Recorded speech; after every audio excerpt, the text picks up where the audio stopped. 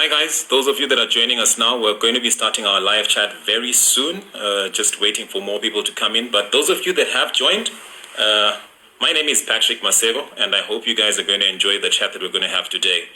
But maybe while we wait for the rest of the people to come in, you guys could probably just be sharing in the comment section what you already know about the Old Mutual On The Money program. There are 2 sessions that we've already had, and you could probably just tell us what you have learned or what you have learned from other sections in the same program. I see Pella, Zimloads, Jet Inner Juliet. I'm not sure who Jet Inner Juliet is, but you could just tell us what you know. Prince Online.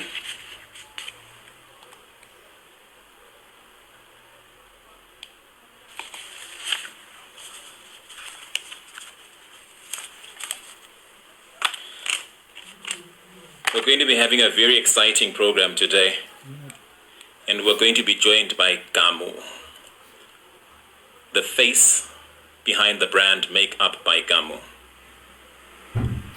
Oh, it's actually your first time learning about the program. Thank you for joining us today. So I'm sure you're going to learn a lot from it, and I hope you join future programs that we're going to be running of a similar nature. Know nothing at the moment, Zimloads. Where have you been? Kindly join us in all future programs. I hope this makes sense to you today. Masfanda, is this a financial education program? Yes, it is.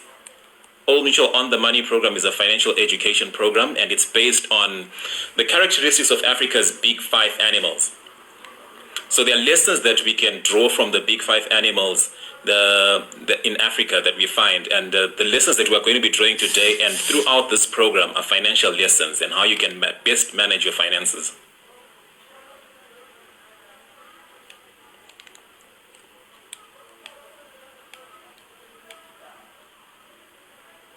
Okay, as the rest of the people are still joining, what I can do for you right now is probably just give you a recap of the last 2 programs that we had. The first one that we had was with Miss Red, and she was just giving us some sneak peeks into the way that she manages her finances.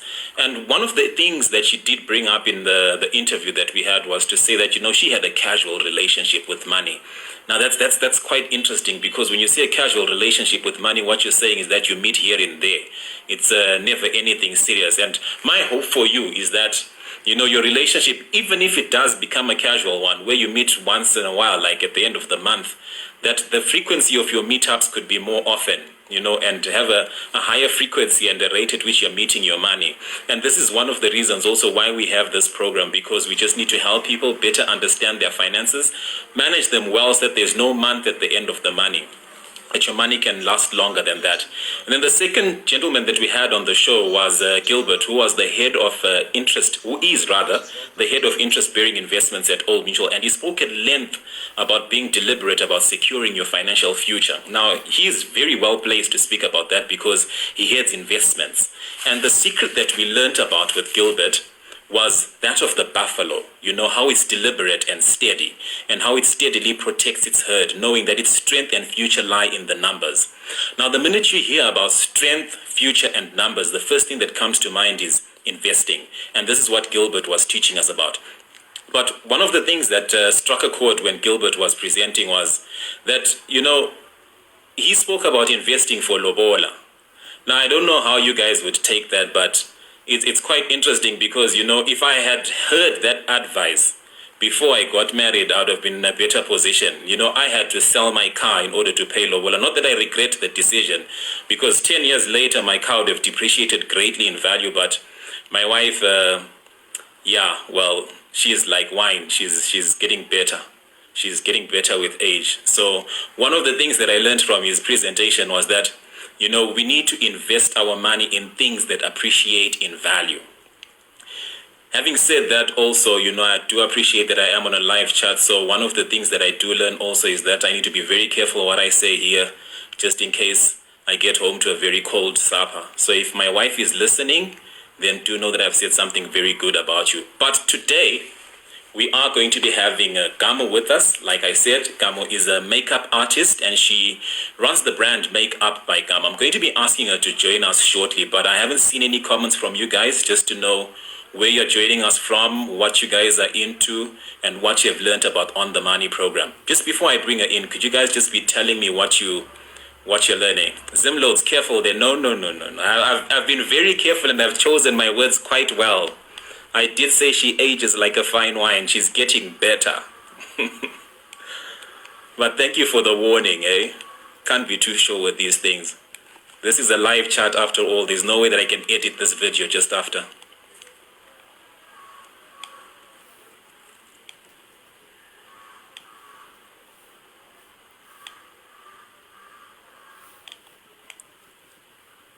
Okay, I see you coming in.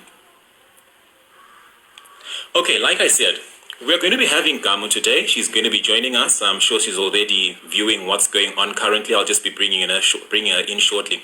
And today we're going to be focusing on the secret of the leopard. The leopard is one of Africa's big 5 animals, and we also use it to teach in this financial education program.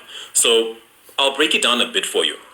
The leopard is a powerful visionary, right? It's very calculating and it's a patient planner, which ensures its success when it hunts. It decides what it's going to hunt and how it will hunt it. It watches its prey and identifies the best moment for it to attack. Now, what you learn from this is that the leopard teaches us to convert our goals into reality. In order for us to convert our goals, into reality, we need to become more specific about what we want. It's not enough for us to just say that, you want to buy a house, or you want to buy a car, or you want to plan a certain holiday. It's okay, that's the broad spectrum of things, but you need to be very specific in the sense that if you want to buy a house, how much time are you giving yourself to save up for it? Where do you want to buy the house? How much are you willing to spend on the house? And these are all the questions that you need to answer. So when you plan your goals, your financial goals, that is, you need to be very specific about what you want to be doing, when you want to do it, and how you're going to do it. So I'm going to just ask Gamu to come in now and just find out from her if she's got all her ducks in a row. Just trying to find her now, and just give me a minute. Be joining us any second now. Let's just find out from her if she's got all her ducks in a row and how she's managed to deal with the finances, especially during this COVID-19 period. Hi, Gamu. Hey, Patrick, what's up? I'm good. How are you doing? Okay, how are you? I'm very well. Were you listening to all the things that I just said about you now? I was, but it wasn't a lot. You were talking more about money than me, so yeah, I didn't listen. I know. I was given a warning, hey? I thought that. You know what I'm saying? You. Okay, I'm not going to do anything funny, but yeah. No, I'm safe. Don't worry. I think my supper will be warm. But how have you been? Can you just tell us more about yourself? Eh? What do you do? What you're up to? How this COVID period has affected you? Just give us a bit of insight into your life. Okay, so my name is Gamu. I am a makeup artist. I have been in this industry for, this is my 12th year, 12 years now. So wow. Basically, yeah. So basically, anything to do with creative arts, all that. I'm your girl. How has this affected me? So the funny story is when this thing got started, none of us expected it to turn out like this. You hear people like, oh yeah, we affected exports and everything. You're like, nah, yeah, whatever. But when people started canceling appointments and saying we can't travel, you're like, this is actually getting real. So it really has affected everyone from the top everywhere up until like I mean, they're all complaining. So it wouldn't be fair to say that some people will still have it good or easy right now. It's tough. We have to then reinvent and just go back on the drawing board, but it's hard. I know what you mean, hey? And, with the whole lockdown situation or scenario in place, a lot of us have to still work from home, and a lot of the businesses have moved online. But I appreciate that you need to interact physically with your clients in order to do makeup. So how is that experience for you? Because I'm assuming it's not an easy business to move online unless you're going to take a screenshot of this photo, edit it, and send it back to me. But if you can't physically interact with your clients, how is business going? So the thing with business that we're also learning is you have to keep reinventing yourself, going back to the drawing board, and just don't be frigid in business, because the economy has shown us that things can change overnight. So we've had to adapt. Working from home is not easy, but you try to find ways of coping with the situation and riding the wave. So it's been one of those where you introduce online tutorials and consultancy work, to do with the field that we are in already, just to make sure you're not sinking with the ship as well. So adapting, basically. Ah, great. It's good to know that you're actually adapting. Because I appreciate, that with the informal sector and many of the other sectors that we have in the country, it's a bit difficult for everyone. And it's good that, the government is coming up with programs right now to just resuscitate the informal sector. I've interacted with a couple of young entrepreneurs that have actually received the grants from government. So that's a good initiative that they're doing. But before we get into the crux of the matter today and how you actually manage your finances, I've got a bone to chew with you, I noticed that in all your social media pages, you've got women only. And, well, I appreciate women are more beautiful than men, but where are the men in your industry? Are there no men walking through the doors? There are men. In my defense, there are men. They're just not a lot of men, but there are men. But there's this stigma and stereotype to men getting makeup because they will assume they don't want to be known as people who get makeup done because they don't want people thinking they swing the other way or whatever it is. We still need to school them about that. We do get a lot of men that we do makeup, but there's preconceived notions of no, men don't get makeup done, it's not masculine enough, it's not manly, yeah, but we have a fair share of men that can't get makeup done. We just can't post them, but we get them. Well, you can post mine. Just take a screenshot, photo edit it, send it. Put in your profile, eh? I will do that. I will do that. Take up on the offer. All right. Now, when we spoke about the leopard, I'm sure you saw in the introduction what exactly the leopard does. Now, how would you relate to that? How would you say you manage your finances? Are you the calculative person? Are you a patient planner? Do you lie in the grass just waiting for the right opportunity to pounce on a gazelle? Or are you just the kind of person that goes all out, guns blazing, and whatever opportunity comes, you're taking it? So what's funny is when I was reading the script of the leopard, it was funny because it's something that relates so much to my business and my journey. I remember 1997. I was still 9. Yeah, I was still 9, and I was sorry, and I was reading this magazine where they were talking about. It was this lady. Her name is Pat McGrath. So she started off sweeping hair from her mom's. The salon that her mom used to work from. And she started from sweeping hair, and then she realized, oh, wow, I can actually do makeup. So she would offer to do makeup on the lady who's getting their hair done, with no charge at all. And then from there, she then thought, okay, fine, I can actually do something out of this. Doing makeup, this is something she had not trained for. This is something she just realized I can do this and I can capitalize on this thing. Now she's a net worth of 700 million as we speak, with a whole laboratory and everything. But it's something that started from a very long time ago, and it has grown over the years. So that requires a vision and patience. And hi, sorry, I just have to keep saying hi to these people. Hair hasn't been defined. So that's more of where I can say my journey has been coming from. So I started this in 2008. I didn't want a quick rise to fame. It has taken steps to progress and just to getting where I am today. It did not happen overnight. That I can tell you. It's been more than a decade. So you have to be patient for that. You need to have a vision for you not to give up. You need to be calculated for you to survive all this. So yeah, definitely. I would say I'm more inclined to deliver than anything. Well, that's great because, if you mentioned that you started in 2008, 2008 was pretty much a similar period like the one we're going through now. But you still started a business then. Yeah. Yeah, that requires a whole lot of patient planning. And, well, seeing the vision beyond 2008, I'm sure, is what will help you see the vision beyond this period that we're going through now. Exactly. So, we also speak about, in the Secrets of the Leopard, we also speak about, the need for you to plan for unforeseen events or even events that you have lined up in your life, like getting married, having children, planning for a university education, growing your business and all these things. But at what stage would you say you are at really with your business or in any stage in life? Where are you currently right now? Are you growing your business? What are you focusing on doing right now? I'll say the stage that I am right now, without a doubt, is business growth. I am more of diversifying my business now, growing it, because you need something to show for the 10 years that you've been in the industry, right? So it's basically trying to grow and diversify and to see what else can I do in this market? How much more can I offer the people? How much groundbreaking can I do? So at this stage, it's basically growth, and diversification. And this is encompassed mostly by investing in business upgrades and just investing my soft skills and expertise of my employees. That's the best way for me to just elevate myself from where I am and to get to the next stage. Okay.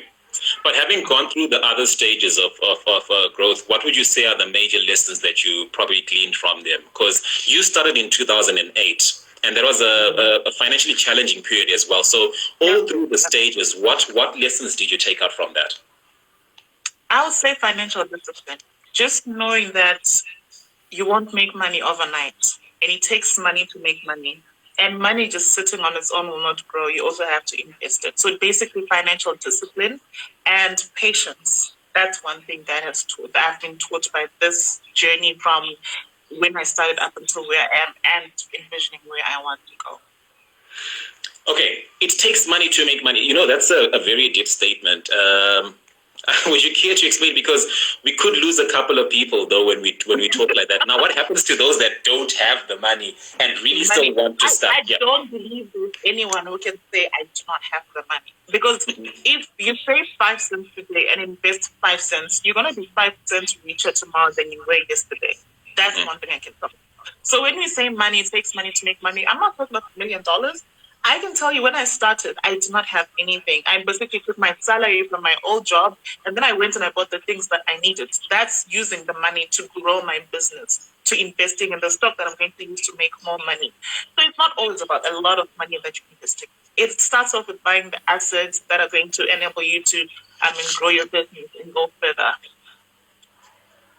Okay, I like that you've clarified it because it's important for people to know. I mean, if anyone is watching this video right now, surely you have got money. And this is money well spent because you could be on a YouTube video watching movie trailers or catching up with movies. If you're watching this, clearly it's money well spent, and it takes that money to learn how to make more money.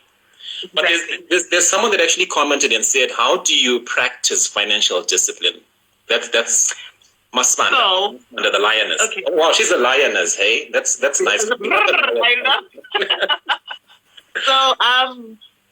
how do I practice financial discipline? I'm very fortunate because I was introduced to this book by G.S. Clason. It's called The Richest Man in Babylon. So it picks up the fundamentals of financial discipline and just growing your finances, right? So I prepared some notes for you guys. So I'll say that's where I draw most of my inspiration and when it comes to financial discipline. He talks about discipline in saving. So basically what he's saying, let's take, for example, in my case, I'll say, I'm not going to give you my price, that's proper, but let's assume I've just done a makeup face for $20. Always make sure you save 10% of whatever amount you make that day. That's how you start saving. So you can't tell me you don't have money at all when you do not work. When you work and you earn something. So always make sure at any given point you save at least 10% of whatever you make, whatever total you make. Ukapindamba nasi watambira $300, save $30 per slide, and then invest later that $30 so that it also grows. That's how you start. That's financial discipline. Another thing is balance your portfolio. Don't invest in ever depreciated assets. So you find that a lot of people want to start making a little bit of money. They want to live a certain lifestyle. And then they'll say, okay, my assets are my cars. Cars depreciate in value. You need to service them. You need to pour fuel, etc. Invest in properties, invest in stock, invest in things that appreciate in value as often as possible whenever you have the money or the chance to make the money. Another one would be make your dwelling a profitable investment. So what this means basically is, let's say you've got a chance or an opportunity to make a little bit of money. Instead of renting $3,000 house or $3,000 apartment, rather get a mortgage and pay $500 a month. It's more of an investment because after a certain period, that is your own apartment that you can lease out or commercialize either way. So just try to manage your finances with discipline and also ensure a future income. Don't depend on the pension that you're going to be given when you're done with work, when you become incapacitated, etc. Investing in your future income is not always about like voiceover. That pays a lot of money, by the way. And you can do things by the side, and it's money that's also growing. It's not just you waiting for your payslip. That's also financial discipline. That's how you also grow your money. And it's like investing also in your future, because you always have something to lean on rainy days. And also, I'll always say increase your ability to earn. Don't always rely on one source of income. we're all gifted with hands. We can always do something. Are you great at graphic designing, gardening, styling, etc., etc.? Make sure you have multiple sources of income. It shouldn't always be from your boss, from your organization, from one job that you're doing. So those are some of the points that I live by that have taken me this far. And yeah, another important point would be that you need to live within your means. We all want to show off a certain lifestyle. We all want to live in a certain way, but can you afford it? Do you want to be in debt because you want to drive a certain car, wear certain hair, be in a certain club, wear certain clothes? It's really not necessary. Whatever you live in, your expenditure should be 60% or less of what you earn, your total salary. So always live within your means, and you won't go wrong. Perfect. There's one of the viewers that asked what book you were quoting from. I think that's good, but I'm also just going to tell that viewer that instead of quoting from that book, there's oldmutual.co.zw where you can actually find. Oh my God! That it has come down to that. Because if they are online now and they're watching, I'm assuming they've got the data to actually go onto the Old Mutual website and then see what our financial literacy program is actually talking about. But just for the sake of answering the question, could you just give the name of the book again? Are you sure? You won't get in trouble. Well, people still need to read. We're encouraging people to read over this period.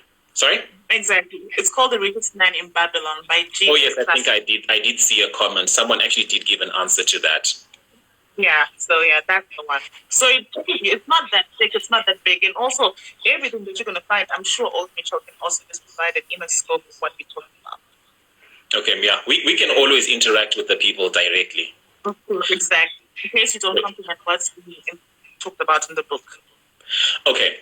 Now, there's something I'm also interested in knowing because you started in 2008. Obviously, there are so many trials and challenges that you have gone through.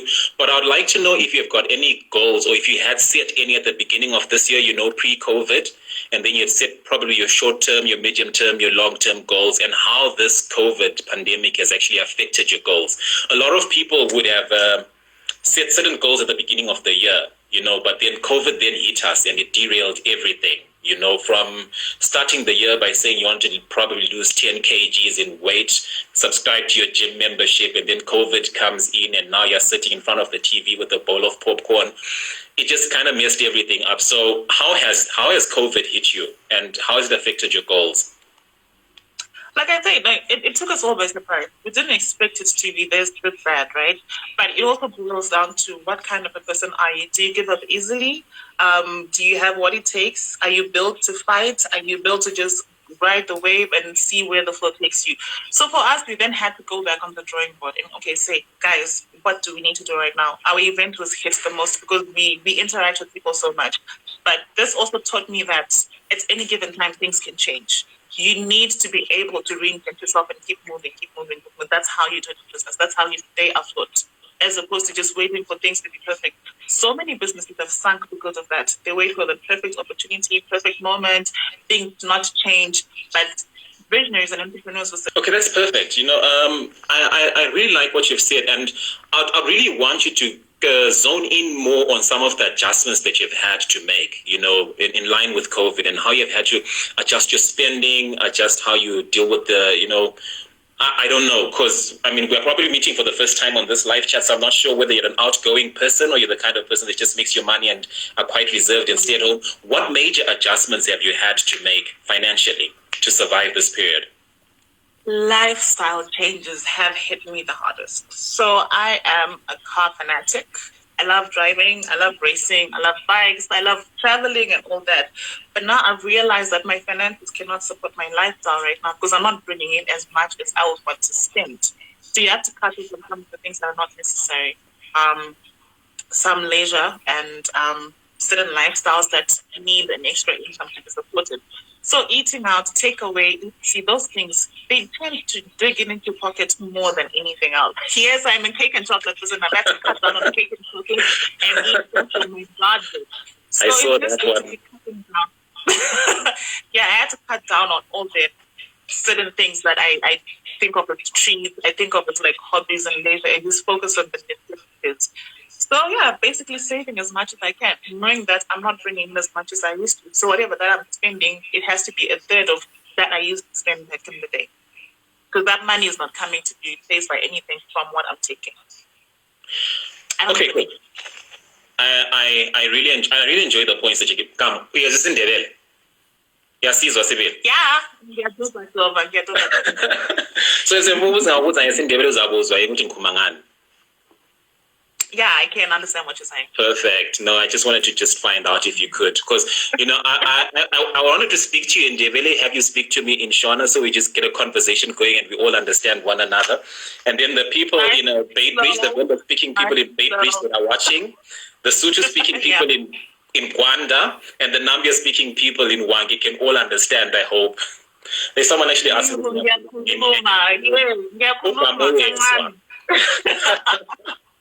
Yeah. All right. Now, I just want to find out also, what habits have you had to let go of? Because I think someone actually said you're a cake and chocolate person, So are there any bad habits that you probably still have and hold on to that are preventing you from achieving some of your financial goals? And if you confess to them more, then you better change them, hey?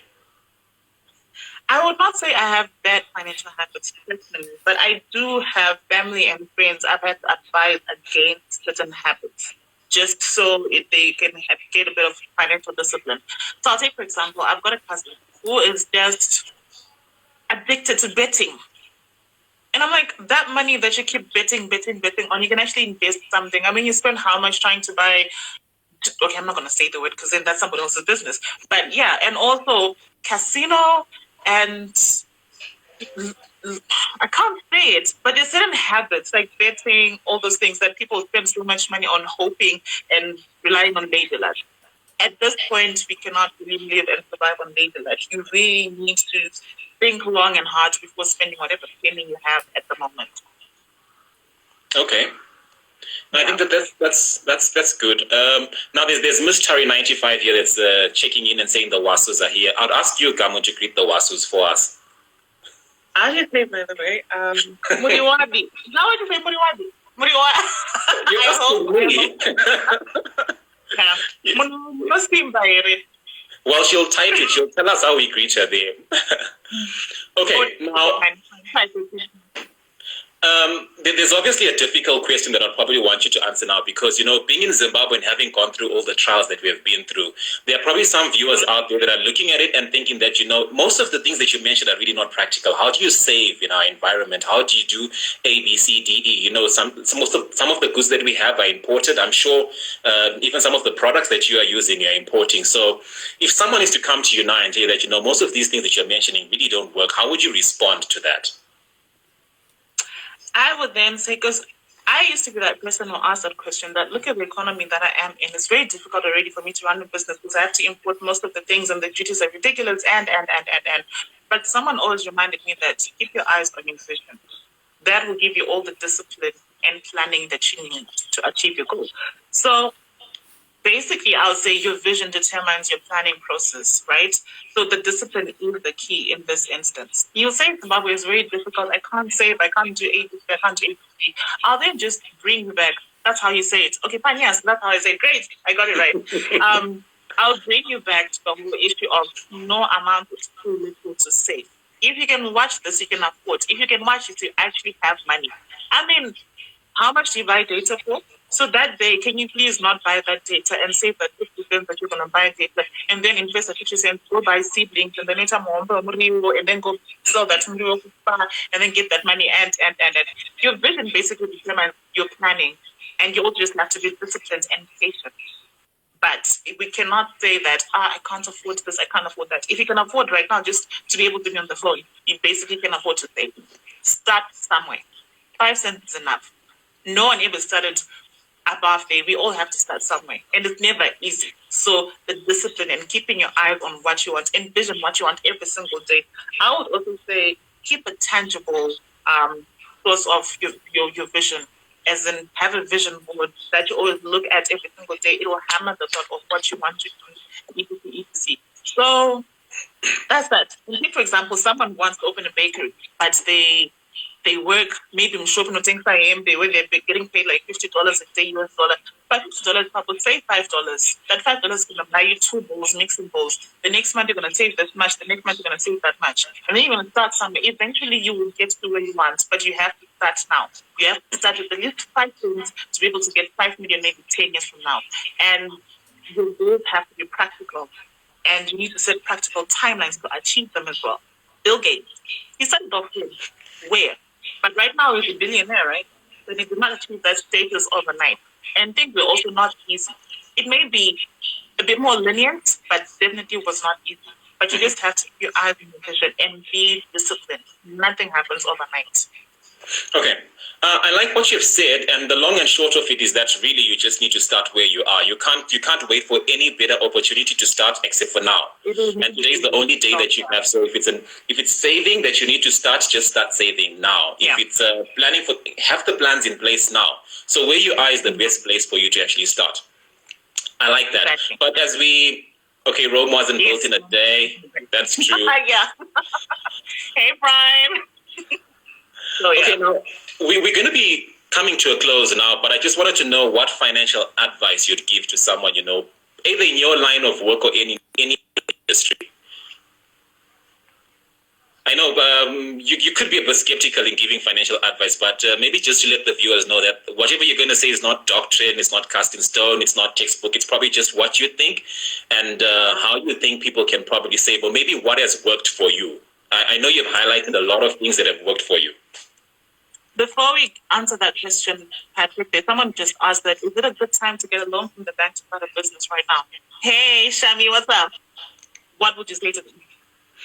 Okay, it really depends. The long and short of it also is the nature of the business, because we can't just be giving loans for any type of business. It just depends on the nature of the business that you're doing. And if the business idea is good and it's bankable, then there's no better time to start than now. It just depends, like I'm saying, because there are businesses that are going to flourish during this period, and there are businesses that make sense to be getting into now. And I wouldn't want to really prescribe anything, because there's someone, if I say poultry, for example, is going to go in chicken, you would know better. And it's probably a situation where you now just need to go down and sit down with your bank and discuss the viability of the project that you want to start. But if you're convinced of the business idea and there's a bank that's willing to bank on your idea, then now is a good time as ever to actually go to the bank and speak to your business partner.